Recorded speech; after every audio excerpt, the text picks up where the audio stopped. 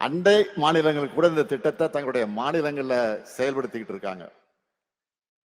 இன்னும் சொல்றேன், மக்கள் நல திட்டங்களை இலவசங்கள்னு கொச்சைப்படுத்துறவங்க கூட இந்த திட்டத்தை அவங்க மாநிலங்களை செயல்படுத்த தொடங்கிட்டாங்க.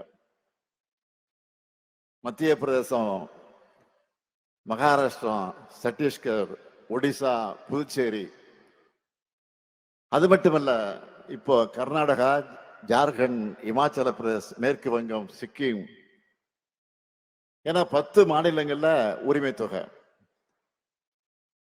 மகளிர் மறுமலர்ச்சிக்கான திட்டமா உயர்ந்து நிக்குது. இதையெல்லாம் நான் மேடை அலங்காரத்துக்காக, பெருமைக்காக சொல்லுகிறேன் என்று யாரும் கருத வேண்டாம். நாம கொண்டு வந்து செயல்படுத்தப்பட்ட இந்த திட்டத்தால சமூகத்தில் ஏற்படுத்தி இருக்கக்கூடிய தாக்கம் குறித்து பொருளாதார அறிஞர்கள் ஆய்வு செஞ்சு அறிக்கையாகவே வெளியிட்டு இருக்கிறாங்க. முன்னணி ஊடகங்கள் பலவற்ற தலையங்கங்களும் வந்திருக்கு, கட்டுரைகளும் வெளியாகிட்டு இருக்கு. கடந்த ஆண்டு மார்ச் மாசம் 27ஆம் தேதி தினத்தந்தி பத்திரிகையில ஒரு தலையங்கம் எழுதியிருந்தாங்க. அந்த தலையங்கத்துல ஒரு கார்ட்டூனும் போட்டிருந்தாங்க.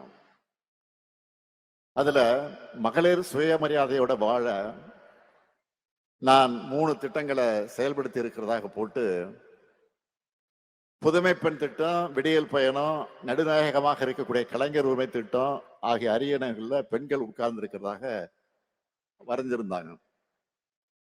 அதோட மகளிர் சமுதாயத்தை கை தூக்கி விடுவதற்காக இந்த திட்டங்கள் காலாகாலத்திற்கு பேசும் திட்டங்களாக இருக்குன்னு பாராட்டி எழுதியிருந்தாங்க.